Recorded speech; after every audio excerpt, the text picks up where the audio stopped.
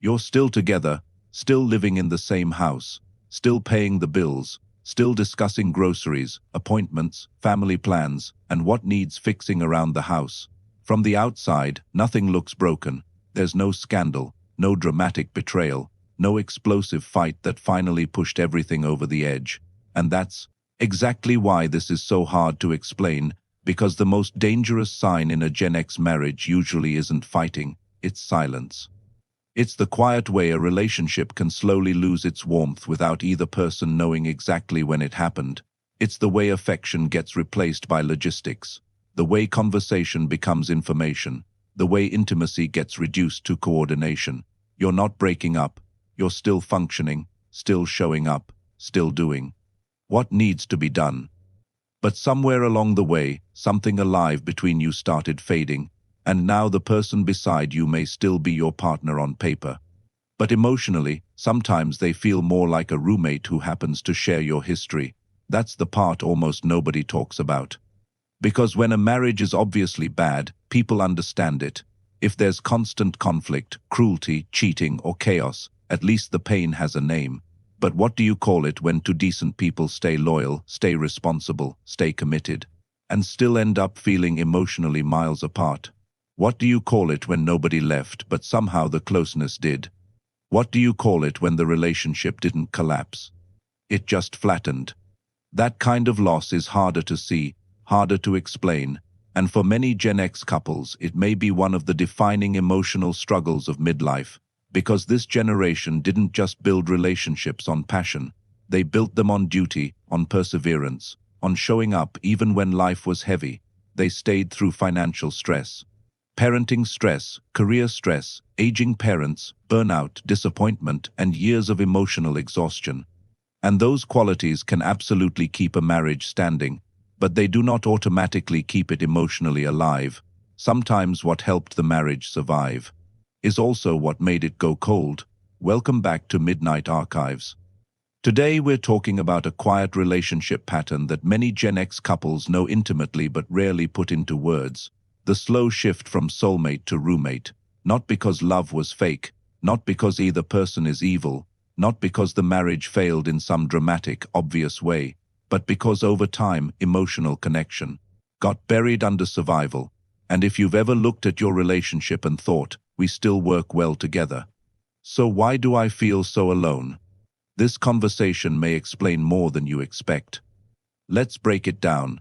For many Gen X couples, relationships were built during a time when emotional language was not always the center of love. This generation was taught to value reliability, loyalty, endurance, and sacrifice. You stayed, you handled things. You didn't quit just because feelings were complicated. You made commitments. And you honored them. That sounds noble, and in many ways it is. But there's a hidden cost to building a relationship primarily around responsibility. If emotional closeness is not actively maintained, the relationship can become incredibly stable and quietly starved at the same time. That's how two good people can become efficient partners in daily life while slowly losing access to each other's inner world. You still know each other's habits. You know how they take their coffee. You know their schedule, their allergies, their passwords, their doctor's appointment times, the stories they always repeat, the things that irritate them, the way they stack dishes, the side of the bed they sleep on. But knowing the mechanics of someone's life is not the same as feeling deeply connected to them. And this is where many Gen X marriages begin to ache in silence, because the relationship often still looks good enough. There may be no major reason to leave, no headline-worthy damage, no obvious disaster to point to. Just a growing absence, less laughter, less tenderness, less curiosity, less emotional risk, less reaching for each other just because.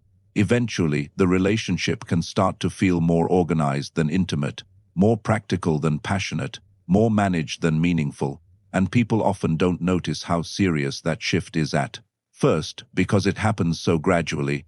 That's part of what makes it dangerous. Most marriages don't become emotionally distant overnight. They become distant one exhausted season at a time, 1 year of stress, one period of parenting overload, one financial setback, one job crisis, one health scare, one long stretch of "we'll deal with us later," and later keeps getting Postponed for Gen X, this pattern often runs even deeper because of how many people in this generation were raised. A lot of Gen Xers grew up in homes where emotional expression was limited, inconsistent, or uncomfortable. Many were taught, directly or indirectly, that vulnerability was awkward. Neediness was weakness. Strong feelings should be managed privately. You handled yourself. You didn't make a fuss. You didn't ask for too much. So when these children became adults and entered relationships, many of them brought that emotional self-containment with them, not because they didn't care, but because closeness is hard to sustain when no one ever taught you how to stay emotionally open under stress. You may know how to be loyal, you may know how to provide, you may know how to endure, but if you were never shown how to consistently name your emotional needs, express hurt without shutting down, or stay connected during conflict, then intimacy can slowly erode even inside a relationship that looks stable. This is one reason Gen X marriages can feel especially vulnerable to the roommate dynamic, not because this generation doesn't love deeply, often they do, but because many learned survival before they learned emotional fluency, and survival mode is efficient. It gets things done, it keeps the household running, it pays bills, raises kids, solves emergencies, and pushes through hard times. What it does not do well is create softness. It does not naturally make room for play, for tenderness, for emotional honesty, for repair, for the vulnerable little conversations that make two people feel chosen again. So what happens? Life gets busy, children arrive, careers intensify, parents age, bodies change, stress piles up, and without realizing it, the relationship becomes a workplace of mutual responsibility. You divide tasks, you handle problems, you coordinate schedules, you function as a unit, and slowly, without ever intending to, you stop meeting each other as lovers and start meeting each other as managers of a shared life. That is not a small shift, that is the beginning of emotional drift. Another reason this happens is because Gen X often had to become emotionally tough very early. This is the generation of latchkey kids, silent coping, and dark humor. A generation that learned how to self-soothe, self-manage, and self-suppress. That resilience helped many survive difficult upbringings and demanding adult lives. But it also created a habit of underexpressing emotional need. If something hurts, you downplay it. If something is missing, you rationalize it.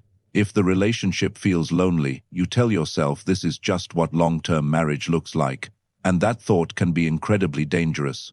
Because yes, every long-term relationship changes, passion evolves, intensity softens, life becomes less cinematic and more ordinary. But ordinary is not the same as emotionally numb. Comfort is not the same as disconnection. Peace is not the same as emptiness. And many people stay in the roommate phase far longer than they should because they confuse the absence of conflict with the presence of love. But a relationship can be calm and still be emotionally starving. It can be polite and still be lonely. It can be functional and still be grieving something important. That's one of the hardest truths of midlife partnership. A relationship doesn't have to be toxic to feel heartbreaking. Sometimes the grief comes from what's missing, not from what's actively wrong. Then there's the pressure of the Gen X life stage itself. Many Gen X couples are carrying enormous burdens in midlife. They may be supporting children who are struggling financially or emotionally in a difficult world. They may be helping aging parents. They may be navigating career fatigue, layoffs, health concerns, menopause, low testosterone, sleep problems, financial pressure, or the dawning realization that life is shorter than it once seemed. This stage of life is demanding, and when people are depleted, they often stop investing in the parts of the relationship that are not urgent. They stop asking deep questions. They stop planning moments of closeness.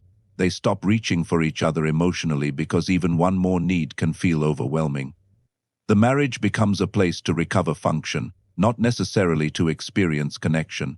And when both people are tired, both people may assume the distance is temporary. They may think we'll reconnect when things calm down, when the kids are older, when work gets easier, when the stress passes. But many Gen X couples are learning that stress does not simply pass, it changes form. And if emotional intimacy is always treated as something to return to later, later can quietly become never.